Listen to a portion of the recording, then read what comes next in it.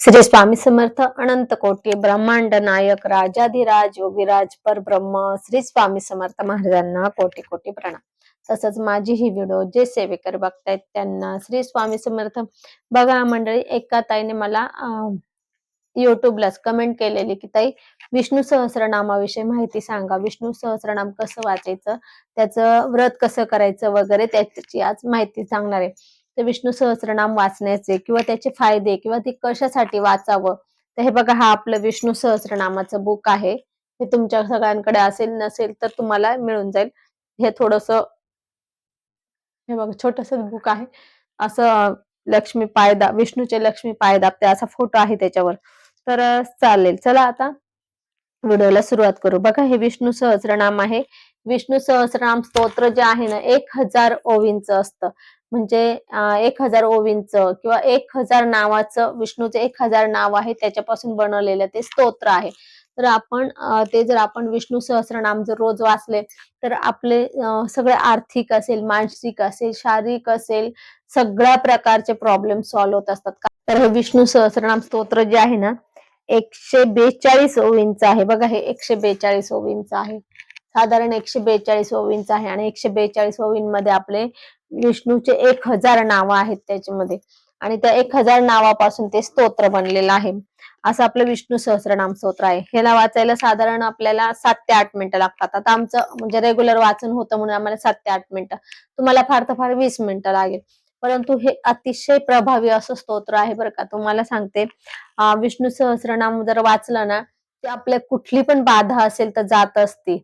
आणि दुसरी गोष्ट अजून, आपल्याकडनं दिवसभरात जर काय आपल्याकडनं पाप झालं, उदाहरणार्थ एखाद्याचं मन दुखवलं किंवा काही असं झालं, पाप झालं म्हणजे आपल्याला करायचं नव्हतं ते झालं, किंवा आपल्याला आपल्याकडून झालंय पण आता आपल्याला खूप पस्तावा येतोय, असं जरी असेल तर आपण विष्णू सहस्रनाम वाचा। तर ते सुद्धा आपल्या याच्यासाठीच आहे, पापाचं म्हणजे त्या पापाच्या निरसनासाठी आहे।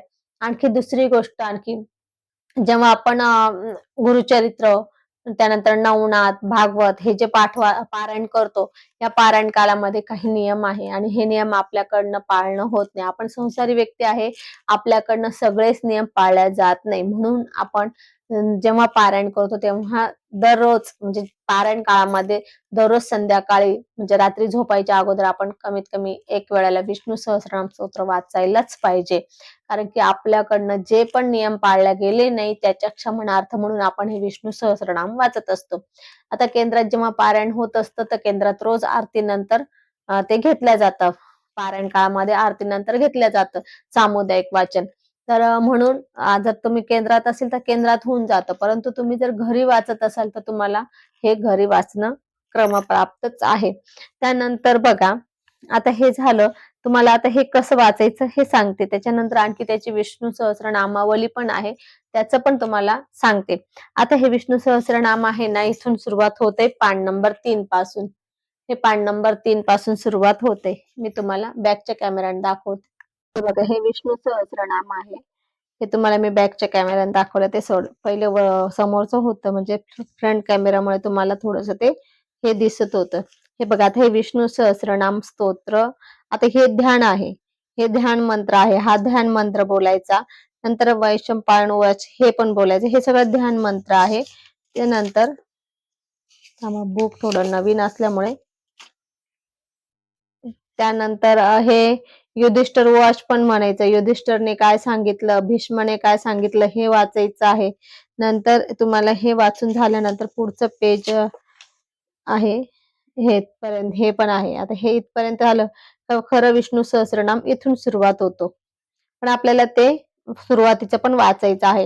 हे बघा, इथून सुरुवात होतं, अथ ध्यानम ओम शांताकारं भुजगशयनं पद्मनाभं सुरेशं विश्वाधारं गगनसदृशं मेघवर्णं शुभांगं लक्ष्मीकान्तं कमलनयनं योगिभिर्ध्यानगम्यं वंदे विष्णू भवभयहरं सर्वलोकैकनाथं। हे झालं ध्यानम। आता हे ध्यान नंतर आहे बघा, आता हे जे आहे त्यानंतर इथं ध्यानम, इथं पण ध्यान आलं आपलं खरं। सॉरी सॉरी, आपलं आता हे स्तोत्र इथून म्हणजे आपल्याला जे आहे ना ते पूर्ण हे पण वाचायचं आहे, हे पण वाचायचं आहे। आणि इथून सुरुवात आपलं आता हे आहे ना, इथे ध्यानम, इथून आपलं विष्णू सहस्रनाम स्तोत्र सुरू होतं। आता हे जे आहे हे साधारण 142 ओवींचं आहे बघा. हे पूर्ण वाचायचं. ते पूर्ण संस्कृत मध्ये आहे, पण नेहमीच्या वाचनाने येऊन जातं. आता काय करायचं तुम्ही, आता तुम्हाला हे जरा अवघड जाताना सुरुवातीला YouTubeला लावा. त्यांच्या बरोबर वाचा. म्हणजे मग तुम्ही ते वाचून वाचून तुमचे शब्द तोंडात बसले का मग तुम्ही स्वतः वाचा. हे बघा, हे साधारण आले 142 ओवी आणि इथं आलं ते तुमचं इथे श्री विष्णू दिव्य सहस्रनाम स्तोत्रम. हरिओम तत्सत, हरिओम तत्सत, हरिओम तत्सत. हे आलं इथपर्यंत स्तोत्र झालं. आता हे आपल्याला कंपल्सरी वाचन करायचं, म्हणजे एवढं पूर्ण वाचन करायचं असतं तेव्हा ते स्तोत्र पूर्ण होतं. ते थोडंसं तुम्हाला सुरुवात असेल तर पहिल्यांदाच तुम्हाला 20-1 मिनिटं लागतात. परंतु आपलं पाठ झालं ना, की आमचं तर 7 ते 8 मिनिटात होऊन जातं वाचन स्पीडने, कारण शब्द अगदी पाठ होऊन गेले ना. आता त्यानंतर हे बघा, हे विष्णू सहस्रनामावली आहे याच्यामध्ये. आता ही विष्णू सहस्रनामावली आहे, तर ही विष्णू सहस्रनामावली काय करायचं, ही पण आता आपण जेव्हा हे सांगतो आम्ही, की एकादशीच्या दिवशी बाळकृष्णाला किंवा स्वामींना किंवा दत्त महाराजांना किंवा विष्णू अवताराला जे पण देव असेल त्यांना 1000 नामावली म्हणून विष्णू सहस्रनामावलीची 1000 नामावली वाचून आपण तुळशीपत्र व्हायचं. तर आपण काय करायचं बघा, इथं असतं ना, इथं हे आहे, मग आपण तुळशीपत्र हातात घ्यायचं. आपल्याकडे जास्त असेल तर पहिले ह्या ओम विष्णवे ओम विश्वासमे नमः एक वाहून द्यायचं, परत नंतर ओम विष्णवे नमः दुसरं तुळशीपत्र व्हायचं, मग नंतर हातात घ्यायचे आणि बाकीचे हे सगळे नाम वाचायचे. आता हे असं असं आहे, हे नाव असं पूर्ण हे नाव आहे बघा, हे नाव पूर्ण आहे. हे बरं मोठं आहे, ह्याच्यात आहे ना, आता हे किती आहे बघा, 100. आता हे झालं ना, इथे ह्याचे पूर्ण 1000 नावं आहे. नवीन पुस्तक असल्यामुळे ते थोडंसं हे होते.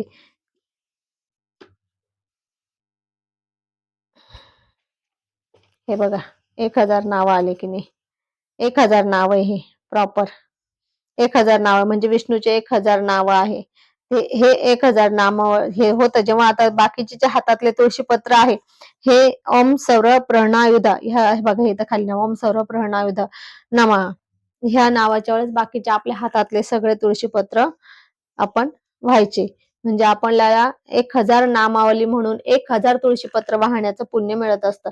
त्यातल्या त्यात जर आपण एकादशीच्या दिवशी जर केलं ना हे, तर एकादशी 1000 एकादशीचं आपल्याला पुण्य लागत असतं. म्हणून आपण शक्यतो एकादशीच्या दिवशी तुळशीपत्र वाहण्याची सेवा अवश्य करावी. कारण की आपण उपवास खूप कडक करतो, एकादशी करतो, परंतु सेवा काही होत नाही. म्हणून आपल्याला ती सेवा करायची, ते महत्वाचं आहे. ती सेवा महत्वाची आहे. सेवेमध्ये आपल्याला कुठली पण असेल, विष्णू सहस्रनामाची असेल किंवा संक्षिप्त भागवतची असेल किंवा आपण काहीतरी अशी सेवा करायची विष्णूची, म्हणजे तुम्हाला एकादशीचं पुरेपूर पुण्य मिळेल.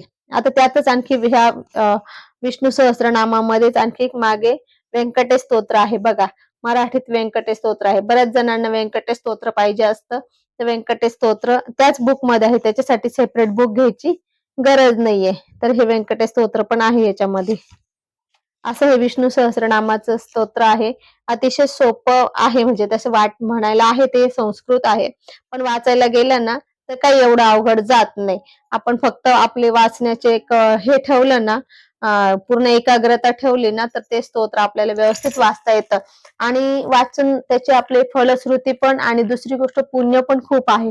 म्हणून आपण सगळ्यांनी विष्णू सहस्रनाम कमीत कमी रोज एक वेळा वाचण्याचं नित्यसेवेत सुद्धा वाचू शकतात किंवा चातुर्मास मध्ये तरी आपण विष्णू सहस्रनामाचा संकल्प करायचा, रोज एक वेळेला विष्णू सहस्रनाम वाचेल. हे विष्णू सहस्रनाम स्तोत्र वाचल्याने आपली वाणी शुद्ध होते, वाचा शुद्ध होते, त्यानंतर लक्ष्मीचा कृपा आशीर्वाद मिळतो. आता तुम्हाला हे पण माहिती की जिथे नारायण असला तिथं लक्ष्मी असते, म्हणून आपल्याला नारायणाची सेवा पण करणं गरजेचं असतं. म्हणून हे विष्णू सहस्रनाम आपण आपल्या नित्यसेवेत अवश्य म्हणत चला. तर असो, आज आपण इथेच थांबू. झालेली सेवा स्वामींच्या चरणी अर्पण करू. आपल्याला जर माझा हा व्हिडिओ आवडला असेल तर लाईक, शेअर, कमेंट करा. माझ्या चॅनलला सबस्क्राईब करा. श्री स्वामी समर्थ.